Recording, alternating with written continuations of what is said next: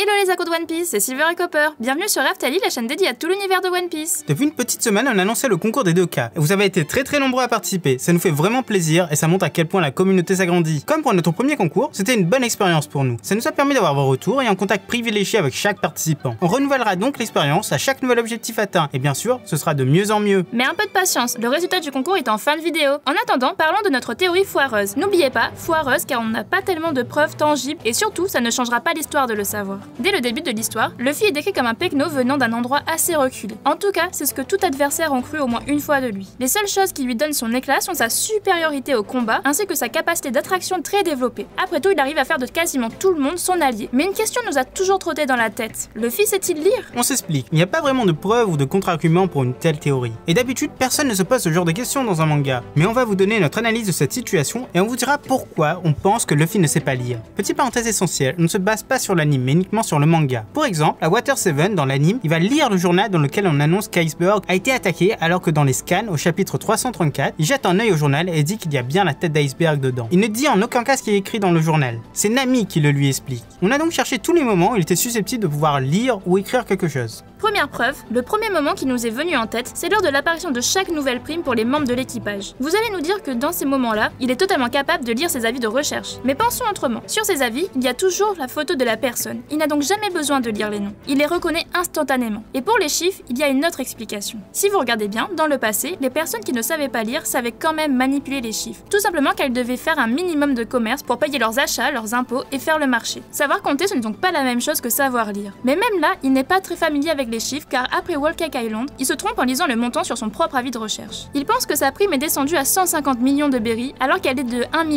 milliard de berries. Preuve numéro 2, Ace sait lire. Alors pourquoi Luffy n'aurait pas cette capacité? N'oubliez pas que Ace a été élevé par Dadan depuis sa naissance, alors que ce n'était pas le cas de Luffy. Dès son plus jeune âge, il a été torturé par Garp pour devenir un fort guerrier. Puis il a été emmené auprès de Dadan, mais il est très vite allé vivre dans la forêt avec Ace et Sabo. Quand est-ce qu'il a eu le temps d'apprendre à lire? Preuve numéro 3, il ne lit jamais le journal ou aucun livre. En tout cas, c'est les autres membres de l'équipage qui lisent les événements pour lui. Et quand il prend un journal, il ne regarde que les images. Comme quand il voit son père dans le journal ou quand il essaye de choisir un bateau à Water 7.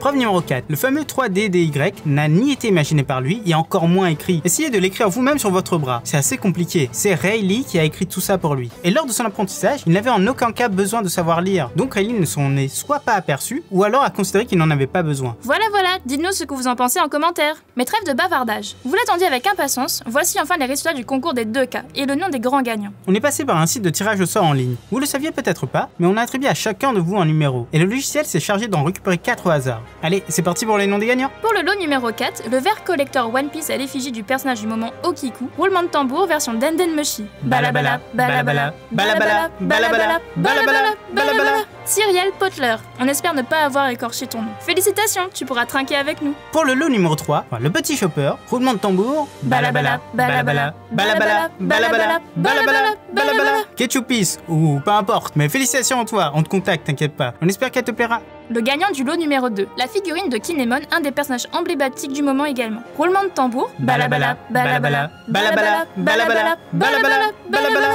Le gagnant est The Zero Joe, ou qui que tu sois.